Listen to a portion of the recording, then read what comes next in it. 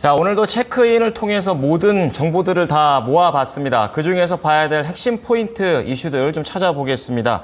자, 오늘 모닝 스탠바이에서는 퍼스트 프라임 리서치의 손연호 팀장입니다. 팀장님, 안녕하십니까? 네, 안녕하십니까? 네.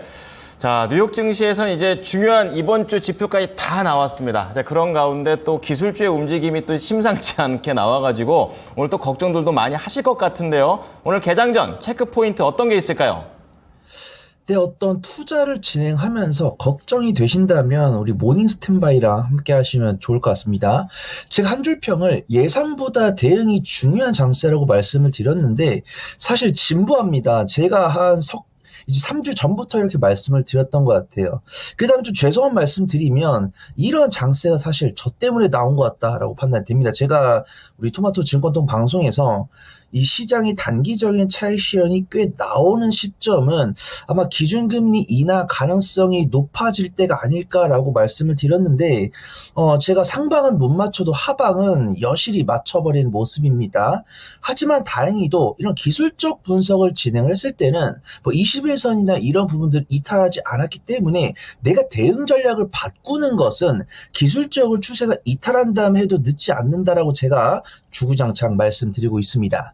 뉴욕 시장 마감 결과랑 CPI 같은 경우는 앞에서 뭐 기자분이랑 앵커분께서 잘 말씀을 주셨어요. 그래서 CPI나 PPI 같은 경우도 PPI는 이제 오늘 밤에 발표를 하고 CPI 같은 경우도 예상치를 하회했지만 안타깝게도 이런 연준 위원들이 이야기하고 있는 목표치에는 다가가고 있지 못하거든요. 그래서 연준 위원들은 2점대가 나와야 된다고 하지만 시장에서는 뭐 3점대 초반이나 중반만 돼서도 기준금리 인하를 충분히 할 수 있다라고 이야기를 합니다.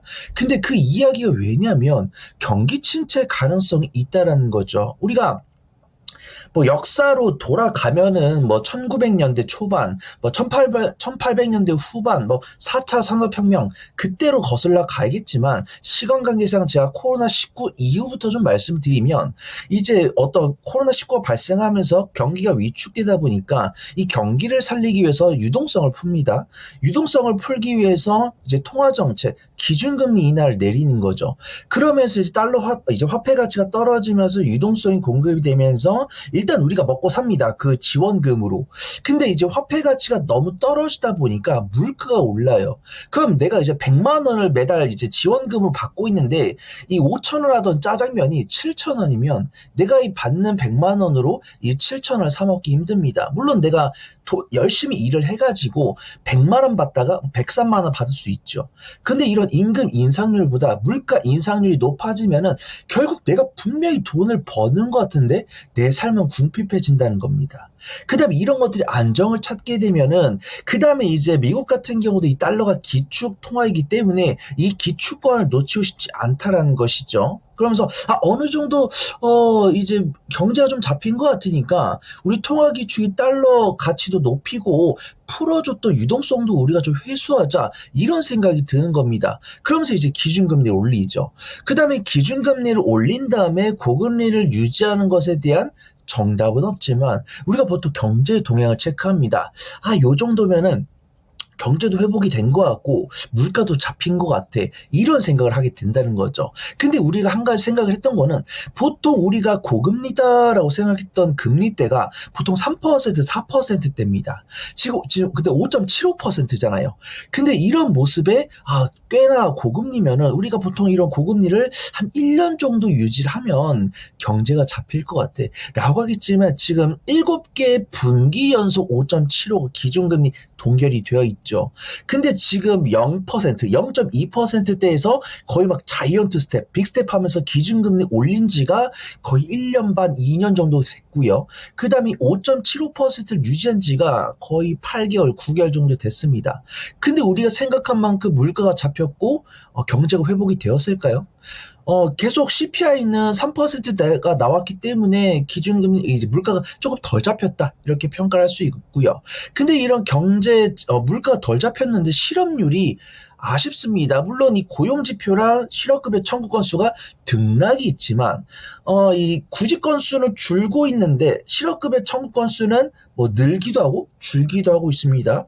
근데 많은 분들께서 보시는 게 고용시장이 조금 얼어붙고 있다는 거죠. 그러면 경기 침체가 신경이 쓰인다는 거예요. 그래서 제가 경기 침체라는 단어를 처음 꺼낸 지가 약 한 달 정도 됐는데 이제 고위 경제 관료분들도 이야기를 슬슬 꺼내기 시작했습니다. 하지만 이런 것들을 보고서 지레 겁먹고 전략 매도를 하기에는 우리가 투자한 종목들에 대한 실적 추이가 꺾이고 있지 않습니다. 물론 오늘 테슬라는 이 자율주행 로봇에 대한 출시 시점이 조금 미뤄졌다는 뉴스가 나오면서 조금 낙폭을 기록했지만 MS, 아마존, 엔비디아, 퀄컴 이런 종목들의 실적 추이 업황 개선 이런 것들은 꾸준히 나오고 있고 오늘도 마이너스 2%면 전 단기 차익이 맞다라고 판단됩니다. 그 다음에 정말 추세가 꺾였다. 그 다음에 업황이 피크가 나올 것 같다. 이런 것들을 확인하고 대응 전략을 바꿔도 무방하다라고 판단되고 있거든요. 그렇기 때문에 우리 7시 모닝쇼 꾸준히 체크해 주시고 모닝 스탠바이 체크하시면서 시장 동향 체크하시고 그 이전까지는 수급 동향 체크하면서 성장주 위주로 분할 대응을 하는 것이 중요하다. 그렇게 좀 말씀을 드리도록 하겠습니다. 네. 보고 대응하자 이렇게 얘기를 해도 늦지 않는다 이렇게 얘기해 주셨습니다. 분할 매매 전략 기준은 수급 동향이다라고 얘기하셨는데요. 자, 그럼 모닝 관심주로 들어가서 하나씩 좀 보겠습니다. 첫 번째 키워드는요? 네, 첫 번째 키워드는 개미 던질 때 웬 쓸어 담은 반도체 빅2 반도체 관련 이야기 해보도록 하겠습니다. 네. 자, 안 그래도 오늘 또 이렇게 관련된 종목들에서 차익들이 많이 나왔으니까 시장에서 이 부분을 어떻게 해석하고 접근을 해야 될까 궁금해 하실 것 같아요. 해답 알려주시기 바랍니다. 네, 미국 시장 같은 경우는 단기 차익 실현 나왔는데 안타깝게도 미국 시장은 우리나라 시장과는 다르게 어떤 투자자들이 매도를 했는지 알 수 없습니다. 그런 부분에서 국내 시장이 상대적으로 이 개인 투자분들께 대응하기 좋은 시장이다. 그렇게들 말씀을 드리고 있는데 삼성전자랑 SK하이닉스 기관의 단기 차익이 나온 것은 조금 아쉽지만 외국인들이 다 물량을 가져가고 있고 지금 삼성전자, SK하이닉스도 횡보를 보여주고 있지만 21선 닫기도 전에 반등하는 모습이 보여주고 있고 앞에서 말씀드린 전방 기업들에 대한 실적 추이가 견조하기 때문에 충분히 좀 아직도 공략할 포인트가 남아있다. 그렇게 판단을 해보도록 하겠습니다. 일단 수급 동향 간단하게 말씀드렸고 일단 우리가 알고 있는 전방 기업이라고 한다면 이제 엔비디아가 될 수 있죠. 그 다음에 삼성전자, SK하이닉스 주가에 영향을 주는 물론 성장성이나 점유율은 삼성전자, SK하이닉스한테 상대가 안 되지만 마이크론의 실적이 삼성전자, SK하이닉스에 우호적으로 반영을 하고 있기 때문에 저도 고맙게 생각을 합니다. 그 다음에 정말 선한 이 경쟁력을 갖고 있는 TSMC가 긍정적인 발표를 하면서 국내 삼성전자나 SK하이닉스에 훈풍을 달아주고 있다. 그렇게 저는 판단하고 있습니다. 엔비디아 관련해서 리포트가 꾸준히 나오고 있습니다. 얼마 전에 이 목표가 $150를 외치는 리포트가 나왔는데 어제 이 키방크라고 하는 IB에서 비중 확대 의견과 목표가 $180 상향하는 리포트가 나왔습니다. 하지만 우리 시청자분들 아시겠지만 저는 이렇게 목표가가 상향됐다고 해가지고 지금 당장 몰빵해가지고 $180까지 들고 갑시다 라고 말씀드린 타입이 아닙니다. 일단 목표가가 상향이 됐으니까 매순하되 기술적 분석은 해야 된다라는 겁니다. 리포트를 자세히 읽어보면은 AI 칩이라고 볼 수 있는 H백의 수요 둔화 징후가 없고요. 이 저가형 브랜드 미국과 중국이 싸우다 보니까 중국에서는 우리 그럼 미국의 AI 반도체 사지 않겠다라고 이야기를 했지만 아무도 모르게 암암리에 이게 뒷거래를 통해서는 저가형 AI 반도체가 수출이 되고 있는 모습들이 확인되고 있습니다. 그 다음에 얼마 전에 공개한 차세대 칩인 GB200에 대한 수요가 예상보다 강력하기 때문에 목표가를 추가적으로 상향해도 된다라고 이야기가 나오고 있습니다. 물론 이거 수요 둔화, 그 다음에 영업이익률 상향 이런 상승폭이 둔화됐을 때 대응하는 것은 늦다라고 말씀하시는 분들 계시겠지만 그런 부분들은 매일매일 저희 전문가분들이 체크를 하고 있고요. 그런 부분들을 알 수 없을 때는 기술적 분석을 합니다. 서두에서 말씀드린 것처럼 21선이나 중기적인 이동평균선 이탈이 없기 때문에 매수 관점이 중요하다고 보고 있고요. 저는 음봉이 나왔을 때 사셔라 이런 말씀 안 드립니다. 내가 21선이랑 이제 고점과 고점을 이은 선을 쓰고 그 다음에 저점과 저점을 이은 선, 그 다음에 박스권별로 이 권역을 나눈 다음에 이 선이 닿는 부분에서 한 번, 두 번, 세 번 산다라고 한다면 얼마든지 수익 날 수 있다라고 보고 있고요. 뭐 기술적 지지 구간을 이탈하거나 업황 피크 뉴스가 나오면 실시간으로 말씀을 드릴 테니까 그 부분을 참고를 해주시면 좋을 것 같습니다. TSMC 호실적 발표했고 삼성전자 호실적 발표했죠. 그 다음에 아마 이번 달 25일에 SK하이닉스가 실적 발표를 할 건데 영업이익이 5조 원이 넘을 것이다라고 판단됩니다. 이 5조 원 영업이익을 발표했을 때가 2018년 3분기 그야말로 반도체 호황 꽃기였습니다. 근데 그 시절을 한 번에 돌아서는 모습이고 올해 영업이익이 22조 원, 그 다음 내년에는 30조 원 이상 추정될 것이라 전망이 되고 있고요. 2018년 3분기 5조 원의 영업이익을 기록했을 때 SK하이닉스가 9만 7천 원 정도였습니다. 지금도 실적이 4배 정도 나온다라고 보고 있는데 그러면 사실 적정 주가를 거의 35만 원, 40만 원까지 볼 수 있거든요.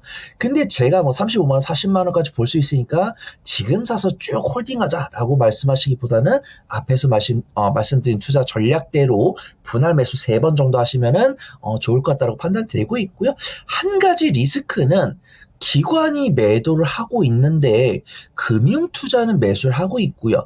보험이나 은행, 연기금은 매도를 하고 있습니다. 근데 매도 금액이 이렇게 내던지듯이 강하게 매도를 하기보다는 정말 단기적인 차익실을 내놓고 있다라고 보고 있고요. 그들의 특징은 천천히 매도를 하다가 천천히 매수를 하고 있습니다. 그래서 기관의 매도세가 나오는 것은 아쉽지만 공격적인 매도보는 단기적인 차익 실현이다라고 판단되고 있고 분할 매수하신 다음에 일단 올해 하반기까지 이렇게 저점에서 매수 고점에서 매도하면서 수익 챙기시다가 엔비디아를 필두로 한 영업이익률 성장폭, 그 다음 이런 전방 기업에 대한 성장폭 이런 것들 체크하시면서 투자 전략을 바꿔 나가시면 좋을 것 같다. 그렇게 좀 말씀을 드리도록 하겠습니다. 팀장님, 그러면 이제 관심주는 이 반도체 대장주 보면 되겠습니까? 네, 그렇습니다. 제가 보통 중소형주를 많이 갖고 오는데 안타깝게도 대형주 위주로 수급이 몰리고 있습니다. 그래서 제가 오늘 관심주는 삼성전자랑 SK하이닉스 말씀드리고요. 중소형주로 낙수효가 오면은 제가 또 중소형주 소개해 드리도록 하겠습니다. 자, 좋습니다. 반도체 얘기 들어봤고요. 이번에는 키워드 두 번째로 넘어가 보겠습니다. 핵심만 좀 들어볼게요, 팀장님. 어떤 키워드입니까? 네, 두 번째 키워드는 MSCI 지수편입 후보 종목에 대한 이야기고요. 성장성이 있는 종목과 눌림목을 만들고 있는 종목에 접근해 보시면 좋을 것 같습니다. 네, 언급되고 있는 종목들도 지금 등락이 엇갈리고 있는 상황이라서 조금 더 잘 골라줬으면 좋겠습니다. 내용 들어볼게요. 네, 그렇습니다. 앞에서 은별 앵커가 자세하게 이야기를 해줬습니다. MSCI 8월 정기 편입 뉴스가 또 다가왔습니다. 5월달 뉴스가 지나간 지 얼마 안 된 것 같은데 8월 뉴스가 다시 또 나왔어요. 그래서 후보군 7개에 대해서는 우리 은별 앵커가 자세히 설명을 해주셨고요. 앵커님께서 말씀을 해주신 것처럼 이 종목들마다 뭐 가치가 다르고 갖고 있는 모멘텀이 다르고 수급 동향이 다르더라고요. 그래서 제가 이 7개 종목을 다 사셔도 됩니다. 다 사셔도 되는데 분할 매수를 잘 하셔야 되고요. 그 안에서도 이미 기간주 좀 거쳤으면서 하반기 실적 향상 모멘텀 아니면 이 종목이 갖고 있는 단기적인 주가 변동성을 야기할 수 있는 모멘텀이 있는 두 종목을 권해드리도록 하겠습니다. 일단 첫 번째로는 두산 로보틱스랑 삼양식품 볼게요. 상식적으로 저도 계산기를 열심히 두들겨 봤는데 답이 안 나옵니다. 이 회계학과를 전공하신 분들도 쉽지 않을 거예요. 보통 우리가 차익거래라고 합니다. 어떤 합병이나 교환 이전이 나오면 사실 저평가 매력도를 갖고 있는 종목을 산 다음에 고평가 매력도를 갖고 있는 종목을 팔아야 됩니다. 이게 기본 이론이에요. 근데 지금 보면은 두산 밥캣이 두산 로보틱스로 갑니다. 그러면 우리가 보통 이런 나는 회계 전문학이 아니기 때문에 저평가 고평가를 잘 평가 못합니다. 손 팀장님 이러시면 보통 합병 기업보다 피합병 기업을 투자를 하거든요. 그래서 피합병 기업이면 이제 들어가는 기업이죠. 그러면 두산 밥캣을 매매를 해야 됩니다. 근데 안타깝게도 이 이론과 실전은 달라요. 보니까 그렇습니다. 두산 로보틱스가 이 자산 가치 기준으로 두산 밥캣보다 10배입니다. 그러면 상식적으로 두산바켓이 저평가고 두산바켓이 피합병 기업이니까 두산바켓을 사는 게 맞아요. 근데 안타깝게도 수급동향이 두산 로보틱스로 몰리고 있습니다. 그 다음에 이 합병 기일도 7월 말이기 때문에 투자 시점이 분명히 있어요. 근데 안타깝게도 지금 수급은 두산 로보틱스에 들어오고 있으니까 두산 로보틱스의 성장성을 많은 투자분들께서 긍정적으로 봐주시는구나. 그렇게 해서 이제 두산 로보틱스를 권해드립니다. 근데 두산 바켓을 그렇다고 해서 관심 종목에서 지워서는 안 될 것 같아요. 제가 만약에 자리를 떠났는데 두산 바켓에 외국인과 기관의 수급이 들어온다면 두산 바켓도 분명히 공략을 해봐야 됩니다. 두 번째로는 삼양식품 말씀을 드릴게요. 이 음식료품 관련 종목들 중에서 기간 조정을 거친 다음에 올해 하반기에 실적 향상 기대감이 가장 있는 종목은 삼양식품입니다. 국내에서는 이 불닭볶음면이 1,500원 정도에 판매가 되고 있는데 미국에서는 거의 3,500원, 4,000원에 거의 3배 가격에 판매가 되고 있어요. 그 다음에 수출 동향을 봤을 때는 꾸준하게 미국으로 들어가고 있는 삼양식품 불닭볶음면 수출량이 증가하고 있습니다. 그 다음에 증권사에서도 목표가 상향 리포트가 나오고 있어요. 그래서 지금도 차트가 나오고 있지만 충분히 기간 조정 거치면서 20일선 닫기 전에 우상향세가 보여주고 있는데 기관의 순매수가 나오고 있습니다. 그래서 증권계통에서는 목표가 72만 원을 잡고 있는데 현재가에서 분할 매수하신 다음에 72만 원까지 가는지 못 가는지 명확하게 매매하시면 좋을 것 같아요. 전 투자 포인트는 두 가지 보도록 하겠습니다. 일정을 고려하는 게 좋을 것 같아요. 일단은 이 편입 시기가 8월 말입니다. 근데 이 주가 산정 기준이 7월 후반부에 결정이 날 거예요. 그래서 지금 매수하신 다음에 7월 후반부에 편입 종목이 결정되기 전에 매도를 합니다. 결정되면 결정된 종목을 다시 산 다음에 이 자금 유입 실행이 되는 8월 말까지 다시 한 번 더 명확하게 매매할 수 있을 것 같다. 그렇게 좀 말씀을 드리도록 하겠습니다. 네. 자, 수급과 관련해서 두산 로보틱스 그리고 음식료 쪽에서 삼양식품이었습니다. 자, 마지막으로 팀장님께서 보시는 관심주는요? 네, 우선 2분기 실적 시즌이 다가오고 있기 때문에 실적 향상이 기대되는 종목이 중요한데 투자분들께서 잘 모르는 종목을 갖고 왔습니다. 자, 기대가 됩니다. 어떤 영역의 어떤 종목입니까? 네, 제가 소개해드릴 종목은 DNC 미디어고 웬만큼 이 주식시장에서 빠삭하게 공부를 하신 분들 외에는 살짝 까먹고 계시지 않을까 판단됩니다. 일단 네이버 웹툰이 상장하면서 이 웹툰 모멘텀이 사라진 지는 한 2주가 넘었는데요. 이 증권계통에서 2분기 호실적이 예상이 되는 종목에 집중해라 이런 리포트가 나왔습니다. 그래서 유명한 종목은 현대차나 기아, 금융주 중을 들 수가 있는데 그런 많은 분들이 알고 있는 종목을 소개를 드리면 시청률이 떨어지기 때문에 생소한 DNC 미디어를 갖고 왔습니다. 이 웹툰 관련 종목들 중에서 2분기 실적이 향상되는 유일한 종목이 아닐까 판단됩니다. 이 DNC 미디어 하면 가장 유명한 게 나 혼자만 레벨업이라는 웹툰이거든요. 저도 봤는데 약간 이런 먼치킨물 저도 굉장히 좋아합니다. 이 국산 웹툰 대표 주제인 나 혼자만 레벨업의 인기가 올해 하반기에 이어질 것으로 기대가 되고 있습니다. 일본에서의 플랫폼 독점이 해제 외에도 애니메이션 2기 방향이 올해 하반기에 예정이 되어 있는데 그를 통해서 올해 연간 이익 기준으로 이익 최대치를 기록할 것으로 전망이 되고 있습니다. 기술적 위치 보면은 네이버 웹툰 상장 기대감 대부분 반영이 되면서 기간 조정을 거쳤습니다. 근데 지금 4월 11일에 기록했던 저점에서 쌍바닥을 다지는 모습이고요. 지금 5거래일 정도 순매수, 이제 5거래일 정도 우상향을 보여주고 있는데 21선을 돌파를 했습니다. 근데 이 21선 돌파를 누가 시켜줬냐면요. 기관입니다. 지금 7월 2일부터 기관 순매수가 이어지고 있고요. 이번 주 수요일부터 외국인마저도 순매수가 이어지고 있습니다. 눌림목 관점으로 이제 분할 매수하신 다음에 2분기 실적 발표 전으로 수익 청산해 보신다고 한다면 알찬 수익이 되지 않을까 판단해서 소개해 드리도록 하겠습니다. 네, 좋습니다. 모닝 관심주 3가지 나왔습니다. 자세하게 한 번씩 좀 정리를 좀 해드리겠습니다. 첫 번째는 반도체 쪽이 되겠고요. 살아나는 업황, 수급이 쏠리는 곳은 중소형보다는 대형주입니다. 자, 그래서 대장주, 삼성전자, 하이닉스고요. 그리고 MSCI와 관련해서는 여러 가지 종목들이 언급이 되고는 있는데요. 분할 매수가 좋은 전략이다 이렇게 얘기해 주시면서 산업용 로봇에서 두산 로보틱스, 음식료 업종에서 삼양식품을 말씀해 주셨습니다. 마지막으로 웹툰입니다. 2분기 실적에 대한 기대감 반영되면서 DNC 미디어 보도록 하겠습니다. 네, 팀장님 오늘 말씀 잘 들었습니다. 네, 감사합니다. 네.